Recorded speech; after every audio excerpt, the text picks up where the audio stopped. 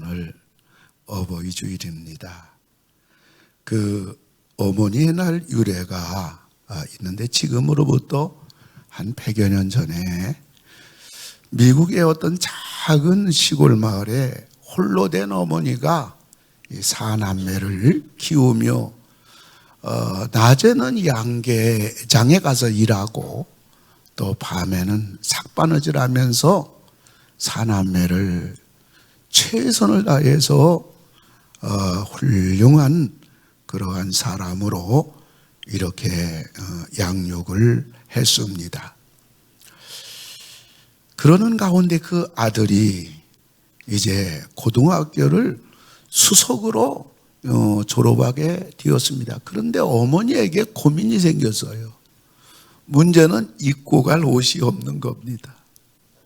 그래서 아들한테 그 얘기는 못하고, 아들아, 급한 일이 생겨서 너 졸업식에 갈 수 없다, 이렇게 말하니까 아들이 어머니 안 됩니다. 제가 이번에 수석으로 졸업합니다.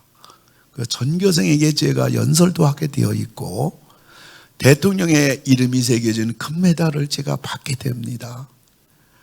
어머니 꼭 참석하세요. 아들의 눈물 어린 요청에 어머니는 알았다, 가겠다.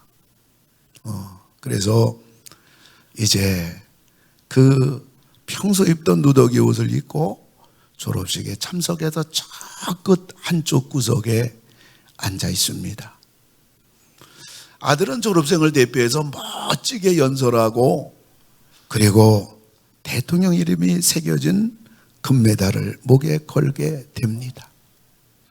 근데 이 아들이 금메달을 목에 걸게 되자 그냥 단상으로 뚜벅뚜벅 내려와서 저쪽 구석에 있는 어머니 찾아갑니다.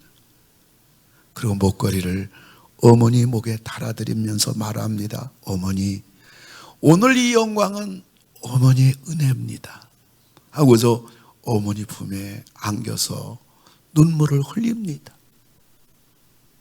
모든 참석한 그 대단한 그러한 사람들, 정말 이 모습을 보면서 눈물을 흘리는 분들도 있고 전부 다 아낌없는 박수를 보냈습니다. 이 학생이 바로 미국의 그 유명한 28대 윌슨 대통령입니다. 이 대통령이 1914년 재임 기간에 그 어머니의 은혜, 나뿐만이겠는가? 그래서 국회의원들을 설득해가지고 5월 둘째 주를 어머니 날로 법정 제정하게 됩니다. 이것이 전 세계에 퍼지게 돼서 우리나라도 5월 둘째 주는 어머니의 날, 또 교회는 어머니 주일, 또 더 나아가서 어버이 주일로 이렇게 지금 지키고 있는 것입니다. 오늘 저는 이 어버이 주일을 맞이해서 부모는 하나님께로, 자녀는 부모님께로, 이런 제목으로 여러분들과 함께 은혜를 나누고자 합니다. 첫째는 부모는 하나님께로. 자, 부모는 하나님께로라는 말은 부모님은 평소 신앙생활을 잘 하셔야 된다, 그 말이에요. 지식이나 능력이나 모든 것이 대단한 부모라 할지라도 하나님을 믿지 않는다면 우리 부모님 큰일 아니겠습니까? 그리고 사람은 나이를 먹으면요, 어떻게 될지 몰라요. 연세가 든 부모님이 이제 가야 할 길은 누구나 다 힘든 길입니다. 외로운 길입니다. 무슨 일을 만날지 불안한 길입니다. 그리고 온몸이 자꾸 아픔의 길이고 고통의 길이고 또 자꾸 절망스러운 주변 환경이 주어지게 되고 슬픔의 길을 그 부모님이 어떤 부모님이라 할지라도 인생 연로하시게 되면 이 길을 걸어가십니다. 연로하신 우리 부모님에게 힘은 어디서 있을까요? 연로하신 부모님의 인생의 노후의 소망은 어디서 올까요? 그것은 하나님께로 주어지는 줄 믿습니다. 그러므로 우리 부모님이 예수님을 믿어야 되는 것은 물론이지만은 우리 부모님은 자꾸 날마다 하나님께로 가야 됩니다. 사실 우리 부모님이 예수님을 믿는다면 이것처럼 감사한 일이 어디 있겠습니까? 우리 부모님이 예수님을 믿지 않는다면 우리 부모님이 날마다 산의 진미를 드시고 자녀들이 사회적으로 대성해서 만인이 부러워한다 해도 우리 부모님 천국까지 못 하신다면 그게 무슨 소용이 있겠습니까? 어제도 우리 나라라 새들아 큰 잔치가 지역에 수많은 안 믿는 아이들이 얼마나 많이 왔는지. 근데 우리 옛날에 시녀대 갈 때 90 먹으신 어르신이 지나가다가 제가 가서 인사를 드렸더니 그분이 대화를 하는데 딴 얘기 안 해요. 목사님, 우리 아들이 이렇게 잘 나갑니다. 우리 딸이 이렇게 잘 나갑니다. 그 얘기 듣는데 15분 걸렸어요. 아, 이게 부모 마음이구나. 이게 부모 마음이구나. 제가 물어본 거 아니에요. 어르신 건강이 어떠셔요? 지금 어떻게 지내셔요?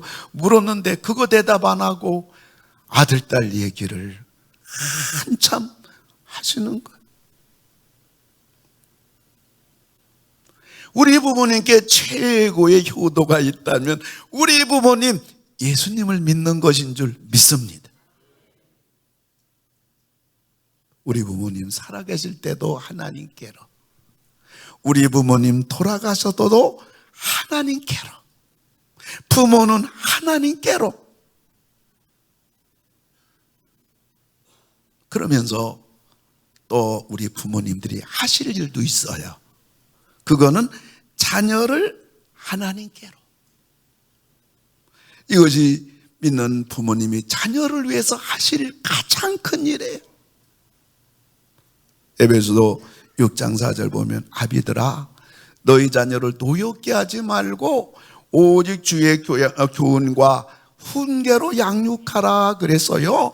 자녀를 주의 교훈과 훈계로 양육하라는 말은 자녀들을 신앙으로 양육하라, 자녀를 하나님께로 인도하라, 그 말이에요.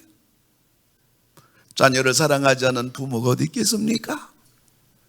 그러나 최고의 자녀 사랑은 우리 자녀를 예수 믿게 하는 겁니다. 그리고 자녀를 위해서 끊임없이 기도하는 거예요. 자녀가 하나님을 믿으면요, 자기가 이 땅에 태어난 것이 부모의 은혜라는 걸 알아요. 그리고 이만큼 내가 성장한 것도요, 다 부모님의 은덕임을 알아요. 희한하죠. 예수 믿으면 이 마음이 생겨요. 그 부모님께 감사하는 겁니다. 그리고 자신이 예수를 믿고 구원받았다는 거, 이것도 부모님 때문임을 알고 그 생각을 하면 부모님께 너무너무 감사를 하는 자녀가 되는 겁니다. 그리고요, 그런 자녀들은요, 부모님을 의존하기보다는 자기가 어려운 일 겪게 되면 하나님을 의지하고 하나님께 나아가서 하나님 도와달라고 기도하는 그러한 자녀가 되는 겁니다.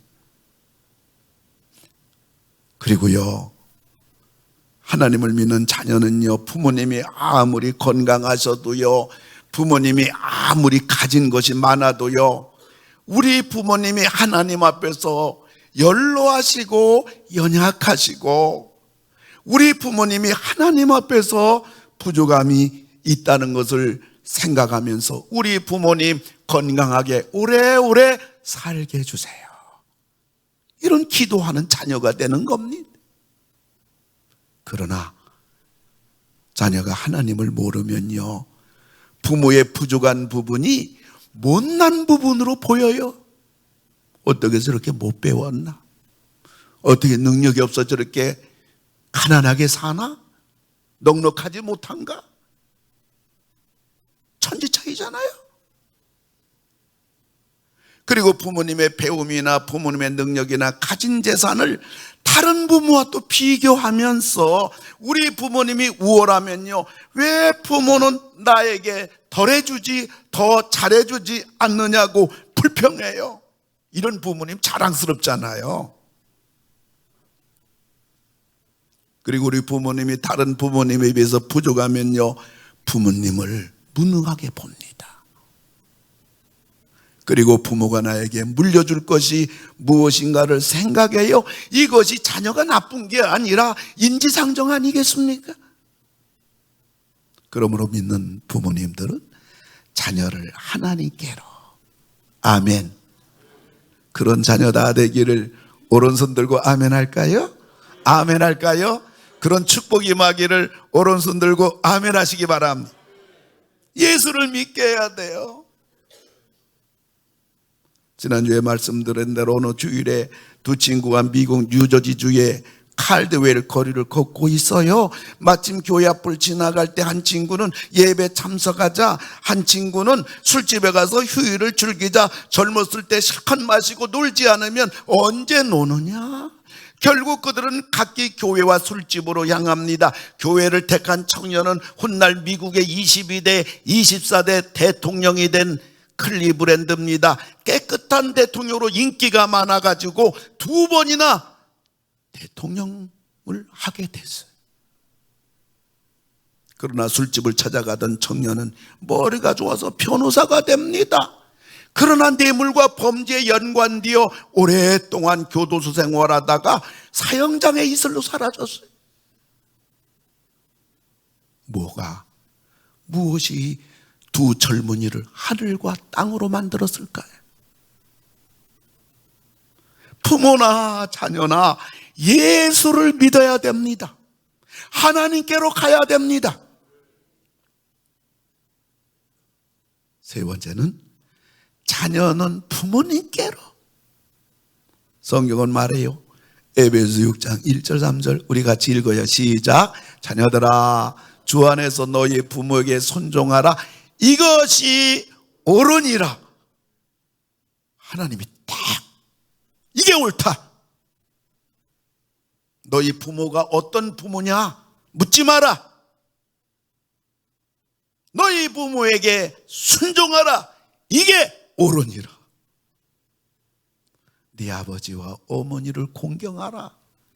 이것이 약속 있는 첫 계명, 그렇죠? 10계명이 있는데 4계명은 하나님에 대한 계명이고 5계명부터 10계명까지는 사람에 대한 계명인데 첫 번째 5계명이 네 부모를 공경하라. 첫 계명이다. 이로써 네가 잘되고 땅에서 장수하리라. 부모를 순종하고 부모를 공경하면 이게 옳은 거다. 그리하면 네가 잘되고 땅에서 장수하리라. 자녀는 부모의 근심 걱정이 되지 않도록 해야 돼. 그 선까지 가야 돼요. 여기 60 넘으신 어르신들, 우리 어려서 늘 아침에 학교 가려고 밖에 나가려고 하면 부모님이 늘 하는 얘기가 그 얘기입니다. 밖에 나가서 엄마 아빠 욕 먹이지 마라. 전 아주 그게 법이었어요. 밖에 나가서 말 한마디 하더라도 행동 하나 하더라도 우리 부모님 욕 먹이면 안 되지. 이것이 우리 적어도 60 넘으신 우리 성도님들, 그래서 가정을 지켰고, 그래서 자녀를 아무리 어려워도 힘들어도 이마만큼 키우고 사회 곳곳에서 우리 민족의 그 자리 지켜가지고 우리 대한민국이 그래도 이마만큼 우리 어르신들 때문에 뿌리를 내리게 되고 열매가 맺어져서 이만큼 잘 사는 줄로 믿습니다. 부모 근심 걱정이 되지 않도록 내가 부모의 근심 걱정되지 않도록 해야겠다는 마음만 먹어도 자녀 그 자녀의 말 한마디, 그 자녀의 행동 하나가 그런 마음 먹었을 때하고 그냥 사는 자녀하고는 역시나 전혀 달라요. 부모 근심 걱정되지 않겠다 하면요, 빤듯하게 살려고 합니다. 가능한 실수를 하지 않으려고 합니다. 사람들에게 손가락질 받을 만한 행동을 하지 않으려고 합니다. 그리고 그런 자녀들은 자기 자식을 키우더라도요, 부모의 기쁨이 되도록 양육해요. 할머니 할아버지에게 예의 있게 양육합니다. 예, 전화 걸어라. 너 할아버지한테 전화했어? 할머니한테 전화했어? 야, 너 좋은 일 있잖아. 전화 드려. 할머니 할아버지의 기쁨이 되도록.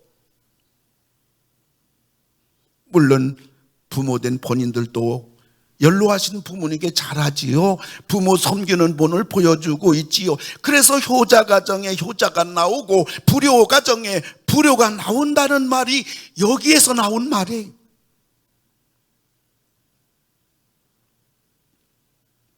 성경에서 불효자를 가장 잘 보여주는 게 탕자 비유안이에요. 아버지 어마어마한 유산을 가지고 젊음이 있어요. 자신감이 있어요. 재산의 3분의 1 둘째 아들이니까 그 어마어마한 부자 아버지 3분의 1 유산 가지고 집을 떠나죠. 교회 떠난 거죠. 아버지 떠나죠. 잔소리라고. 하나님 떠나지요. 말씀 떠나지요. 아버지 말 듣기 싫다고. 하나님 말씀 떠나지요. 결과 뭡니까? 성경은요, 몇 날이 못 뛰어라고 말합니다. 오래 가지 않는다. 거린뱅이가 되어 돼지 먹이로 배를 채우고자 하나 주는 이가 없어 허기진 배를 채우지 못했더라. 돈이 있을 때는 사방팔방에서 떼거리들이 몰려듭니다. 그리고 돈으로 사귄 사람, 돈 때문에 몰려든 사람은 돈이 떨어지면 불러도 대답 없는 이름이 되는 겁니다. 쳐다보지도 않아요. 만나자고 할까봐 핸드폰에서 이름도 지워버려요. 그러나 부모를 귀하게 여기는 사람, 어디를 가든지 윗사람을 귀히 여기고 잘 받들어요. 제2의 부모님이잖아요. 그런데 세상에서 내 인생에 도움이 되는 사람은 윗사람입니까? 아랫사람입니까? 윗사람이라고요. 젊은이들이 이걸 몰라요. 그러므로 부모를 귀히 여기는 사람은 사람 댐댐이가 된 사람이에요. 어디 가든지 인정을 받는단 말이죠. 사랑을 받는단 말이죠. 부모 생각하는 사람은 삶을 신중하게 살아요. 도박하듯이 살지 않아요. 사업하더라도요. 부모 걱정할까봐, 안 되면 부모가 근심할까봐 차라리 조금 덜 먹고 안전한 길을 걸어가요. 그런데 이렇게 부모를 아는 사람이 넘어지면요, 사람들이 찾아와요. 도움의 손길을 펼쳐요. 이유가 뭔가요? 부모님을 잘 섬기고 윗사람을 잘 섬기는 사람은요, 믿을 만한 사람이거든요. 그래서 부모 섬기는 사람은 어디서든지 복 있는 사람이에요. 할렐루야, 할렐루야. 우리 복 있는 우리 모두 다 되기를 주님의 이름으로 축원합니다. 이 조선조 9대 왕이 성종입니다. 그런데 이 성종왕이 일시적인 감정에 복받쳐가지고 그릇된 판단으로 아내인 중전 윤씨를 폐비시킵니다. 사약을 내려 죽게 만듭니다. 세자는요, 아들 세자는 늘 엄마를 그리워하며 눈물로 보냅니다.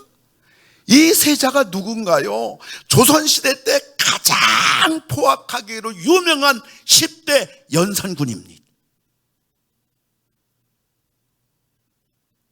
그가 포악한 임금이 된 것을 사가들은 이렇게 말합니다. 어머니의 억울한 죽음으로 인하여 누적되었던 비통과 원한이 폭발된 탓이라고 역사가들은 말합니다. 어려서 부모의 사랑을 받지 못하고 자란 자녀, 그리고 자녀로서 마땅히 부모에게 효도를 해볼 수 있는 기회가 상실된 자녀는 부정적이고 병적이고 파괴적인 어떤 사람으로 만들어질지 모른다고 심리학자들도 그런 사람은 예측할 수 없다고 말합니다. 부모 사랑을 받아보지 못했어요. 여러분, 부모님에게 효도할 때 왠지 든든하잖아요.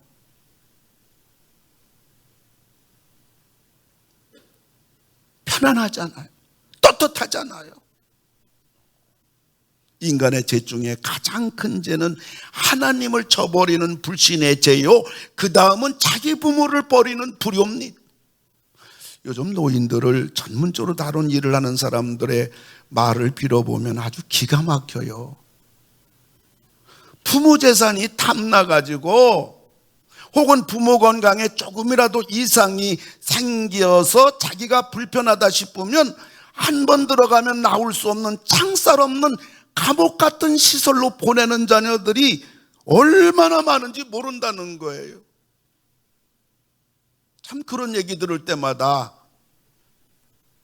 나이 들게 되면 참 긴장이 되지요. 그냥 누워서 죽을 날만 기다리는 거 아니겠습니까?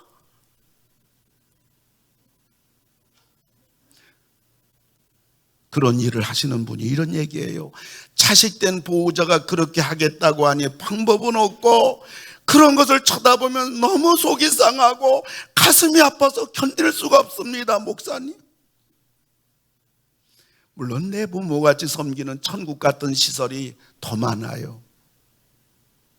제가 우리 중동주간보호센터 한 달에 한 번씩 가서 말씀 전하고 그 어르신들 만나 뵙고 다 부모 같지요. 가보게 되면 천국 같아. 그래서 제가 별명을 붙이기를 중동주간보호센터, 우리 교회 부설 중동주간보호센터는 천국 가기 직전 정거장이다. 여기는 교회입니다.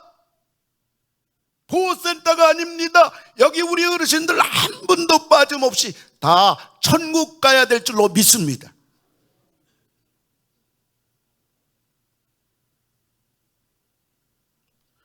우리들이요, 자녀에 대한 사랑을 한 단계 낮춰야 돼. 부모에 대한 효도는 한 단계 높여야 돼.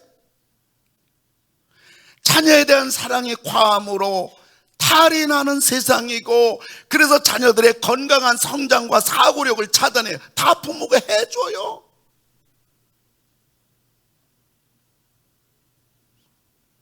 그리고 자녀로서 부모에 대한 사랑에, 자녀로서의 부모에 대해서 사랑이 결핍함으로 부모에게는 서운함과 상처를 주고 우리들은 불효의 죄를 범하는 자가 되는 겁니다. 여러분, 부모는 당연하다고 하면 불효자식 되는 거예요. 당연하지 않아요. 말 한마디에 울고 말 한마디에 가슴에 메어지는 아픔을 가지고 부모는 있다고요. 아내는 당연해, 남편은 당연해. 이런 데서 부부가 불화가 되는 거예요. 자식은 당연하다고 방심하는 데서 자녀는 상처를 입는 거예요. 당연하지가 않아요.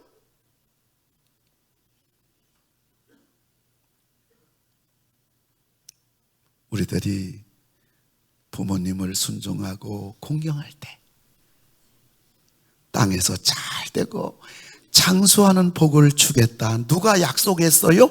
하나님이 약속했다고. 여러분 잘 아는 강철왕으로 알려진 앤드류 카네기는 원래 스코틀랜드 사람입니다. 근데 부모 따라 미국으로 이민 갔어요. 아주 가난한 집이죠. 행상을 하는 아버지 수입으로 근근히 연명해가는 비난한 가세인지라 단벌 내복으로 생활해야 했어요. 그래서 카네기의 내복을 세탁할 때는 어머니가 밤에 아들이 자는 동안 빨아서 불을 피워놓고 말려 이튿날 입도록 해주곤 했습니다. 카네기 어머니는 여러 명의 가족을 위해서 하루에 16시간, 18시간 중노동합니다. 어머니 고생을 늘 봐야 하는 카네기는 22살 때 어머니에게 그런 얘기합니다. 어머니 누더기 걸친 옷을, 실크 옷을 제가 해드리겠습니다. 어머니 이렇게 고생 많이 한 우리 어머니 위해서 하인을 두어서 어머니 일을 전부 다 덜어드리겠습니다. 어머니 고급마차를 사드려서 편하게 노후에 다니실 수 있도록 해드리겠습니다. 그 당시 고급마차면 지금으로 말하면 최고급 승용차 아니겠어요? 카네기가 22살입니다. 어머니, 나 어머니께 옷을 내드리고 하인을 두게 할 것이고 고급 마차를 할 때까지 나는 장가가지 않겠습니다. 세계적인 부자가 어머니에게 이것을 해드리는데 그때 나이가 52살입니다. 52살에 장가갔어요. 하나님은 이런 카네기에게 세계적인 부와 인격과 신앙의 주인공이 되게 한 것입니다. 이 5남매를 키우고 세상을 떠난 가난한 참 존경받는 어느 가정에 아버지가 있었는데 운명하는 시간 5남매를 불러 모으고 이렇게 유언합니다. 너희들에게 미안한 마음이 크다. 남들처럼 잘 먹이지도 못하고 잘 입히지도 못했다. 너희들에게 나눠줄 유산도 없어서 너무 미안하다. 그러나 인생이란 어떻게 사느냐가 중요하다. 부디 형제끼리 화목하고 우애하라. 그리고 신앙생활 잘하고 부끄럽지 않은 사람들이 되어주기 바란다. 유언하고 자녀들에게 아무것도 못 물려주고 돌아가셨어요. 15년 지났습니다. 이 5남매가 가운데 교수가 나왔어요. 의사가 나왔어요. 변호사가 나왔어요. 사업가가 나왔어요. 교회 안에서 목사가 나왔어요. 장로가 나왔어요. 권사가 나왔어요. 집사가 나왔어요. 아무것도 부모가 물려준 것이 없지만은 인격과 신앙을 물려줬을 때 5남매가 사회적으로 교회적으로 하나님 앞에 이런 인물이 배출돼서 지금도 아버지 추도일이 되면 아버지 유언 테이프를 들으며 아버지를 기리고 있어요. 근데 다른 가정, 한 가정이는 7남매를 뒀는데 많은 유산을 물려준 기업 재벌입니다. 그리고 못다 나눠준 재산을 남겨둔 채 어느 날 갑자기 세상 떠나서 참 이상하더라고요. 좀 많이 가진 사람, 대단한 분들 가운데 보면 대체로 급하게 세상 떠나는 일을 이상하게 많이 보게 되더라고요. 아버지 장례식 전날부터 재산 싸움이 시작됐습니다. 아버지 세상 떠난 지 7년 지난 지금도 그들은 싸움과 법정 소송을 거듭하고 있습니다. 아버지가 남기고 간 재산은 7남매를 철천지 원수로 만들었던 것입니다. 여러분, 물은 위에서 아래로 흐르듯이 효도 역시 위에서 아래로 내려와요. 내가 부모님께 효도하면 내 자식이 나한테 효도하고, 내가 부모님을 존경하면 내 자식들이 나를 존경하고, 내가 부모님을 귀하게 여기면 내 자녀들도 부모를 귀하게 여깁니다.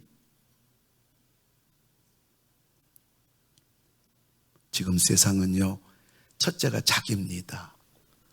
자존감이 아니에요. 이기주의, 자기예요. 둘째가 자식입니다. 셋째가 부모인 그러한 이 시대입니다. 땅바닥까지 부모는 추락했어요.